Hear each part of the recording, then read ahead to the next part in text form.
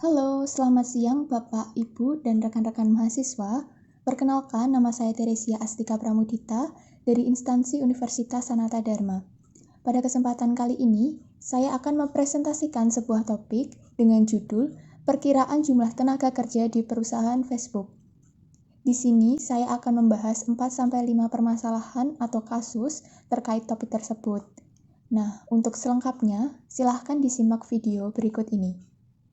Berikut merupakan tabel jumlah tenaga kerja tahunan Facebook dari tahun 2011 sampai 2020. Kemudian, data pada tabel tadi dibuat diagram batang supaya lebih mudah dibaca. Lalu, masalah yang akan diangkat di sini, yang pertama, menemukan dua fungsi berbeda yang sesuai dengan titik data ini.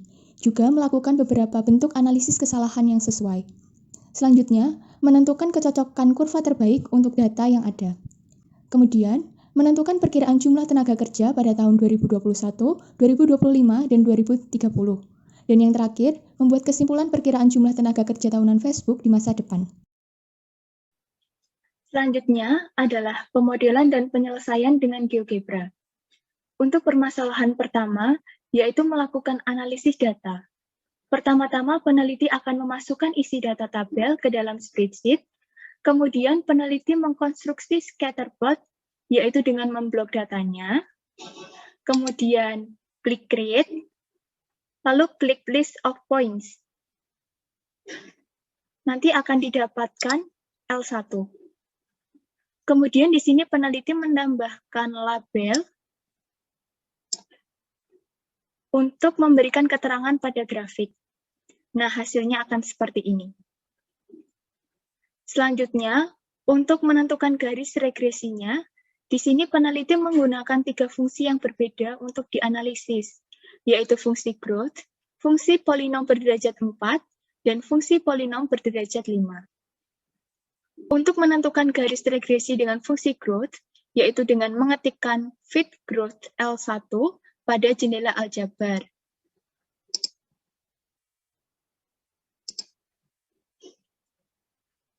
Kemudian, untuk menentukan garis regresi fungsi polinom berderajat 4, yaitu dengan mengetikkan fit poly L1,4.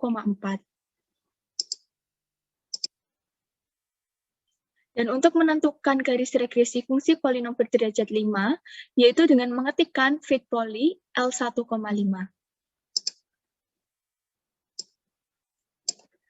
Berikut merupakan gambar yang menunjukkan garis regresinya. Di sini ditunjukkan grafik fungsi Gx, merepresentasikan fungsi growth, fungsi Fx, merepresentasikan fungsi polinom berderajat 4, dan fungsi Hx merepresentasikan fungsi polinom berderajat 5. Selanjutnya, untuk menentukan hasil analisis kesalahan, di sini peneliti akan menganalisis dengan melihat nilai SSE pada tabel statistik. SSE sendiri merupakan singkatan untuk jumlah kesalahan kuadrat, di mana semakin kecil nilai SSE, maka semakin cocok fungsi tersebut dengan data. Awalnya peneliti akan memilih semua sel yang digunakan dari baris kedua hingga baris ke-11, kemudian memilih alat analisis regresi 2 variabel, lalu memilih alat statistik. Pertama, yaitu mencari nilai SSE pada fungsi growth.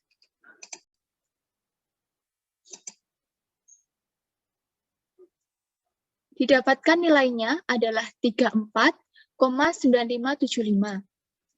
Kemudian, nilai SSE pada fungsi polinom berderajat 4.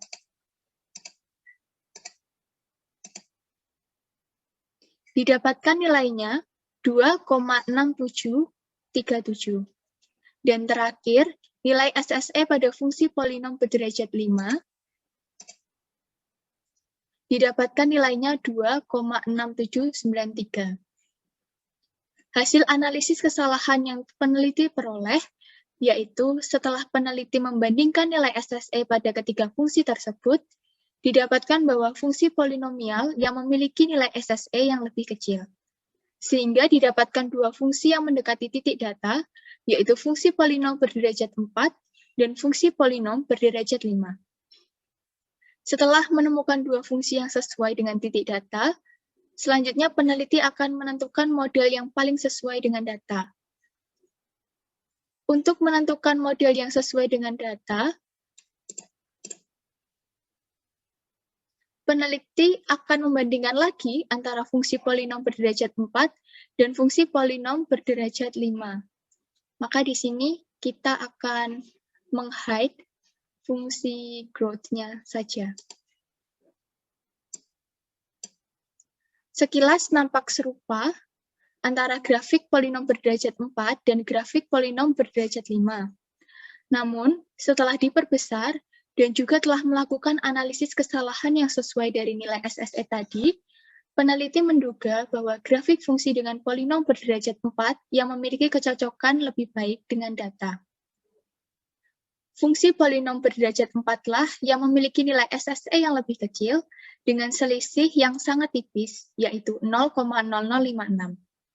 Sehingga didapatkan model yang paling sesuai dengan data adalah fungsi polinom berderajat 4, yaitu Y sama dengan min 0,0076 X pangkat 4 ditambah 61,5426 X pangkat 3 min 186.171,4065 X kuadrat ditambah 250302353,8409 X min 12619607127,4575.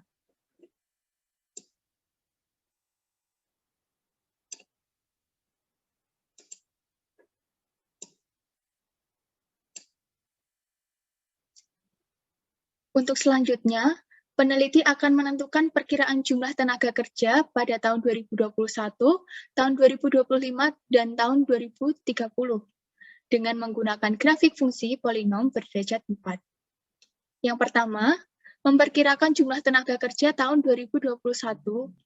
Untuk mencari perkiraan banyaknya tenaga kerja tahun 2021, peneliti dibantu dengan menggunakan sebuah garis equation 1, X sama dengan 2021.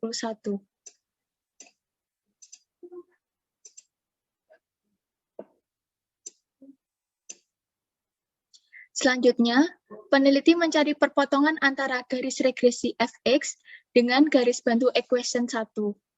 Untuk mendapatkan titik potong dengan mengetikkan intersect f, equation 1. Nantinya akan diperoleh titik K. Didapatkan titik potongnya di titik K, yaitu 2021,72.157. Dengan begitu, maka didapatkan perkiraan banyaknya tenaga kerja tahun 2021 adalah 72.157 tenaga kerja. Yang kedua, memperkirakan jumlah tenaga kerja tahun 2025. Untuk mencari perkiraan banyak tenaga kerja tahun 2025, peneliti dibantu dengan menggunakan sebuah garis equation 2, X sama dengan 2025. Kemudian, dapat menyembunyikan garis equation 1. Selanjutnya adalah peneliti mencari perpotongan antara garis regresi fx dengan garis bantu equation 2. Untuk mendapatkan titik potong yang dicari dengan mengetikkan intersect f, equation 2. Nantinya akan didapatkan titik L. Didapatkan titik L, yaitu 2025,120.724. Dengan begitu, maka didapatkan perkiraan banyaknya tenaga kerja tahun 2025 adalah 120.724 tenaga kerja. Yang ketiga, memperkirakan jumlah tenaga kerja tahun 2030. Untuk mencari perkiraan banyak tenaga kerja tahun 2030, peneliti dibantu dengan menggunakan sebuah garis equation 3, X sama dengan 2030. Kemudian dapat menyembunyikan garis equation 2. Selanjutnya adalah peneliti mencari perpotongan antara garis regresi fx dengan garis bantu equation 3. Untuk mendapatkan titik potong dengan mengetikkan intersect f, equation 3. Didapatkan titik potongnya di titik M, yaitu 2030, 67.309. Dengan begitu, maka didapatkan perkiraan banyaknya tenaga kerja tahun 2030 adalah 67.309 tenaga kerja. Selanjutnya, peneliti membuat kesimpulan perkiraan jumlah tenaga kerja tahunan di masa depan. Untuk menyimpulkannya, peneliti melihat kembali grafik polinom berderajat 4, kemudian peneliti menentukan titik ekstrim dengan mengetikkan ekstremum F pada jendela aljabar.